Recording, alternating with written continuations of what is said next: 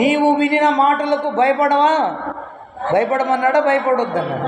నీవు భయపడు, వాని మాటలకు నీవు భయపడవద్దు. దేవుడు అంటున్నాడు, వానిలో ఒక ఆత్మను నేనే పుట్టిస్తాను, వదంతిని తన దేశము వెళ్ళిపోవును. వదంతి విని వదంతి కలుగు చేస్తాడంట. ఒక ఏమన్నాడు?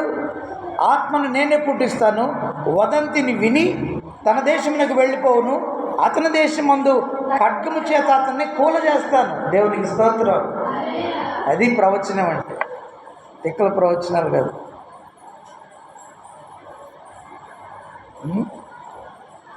దేవుడు మాట్లాడితే అవి జరుగుతాయి. అతనిలో ఒక ఆత్మ పుట్టిస్తాను, వదంతి కలుగు చేస్తాను, అతను నిన్ను విడిచి వెళ్ళిపోతాడు, తన దేశంలో అతన్ని ఖడ్గం చేత నేనే చంపిస్తాను, చచ్చిపోతాడని చెప్పేసి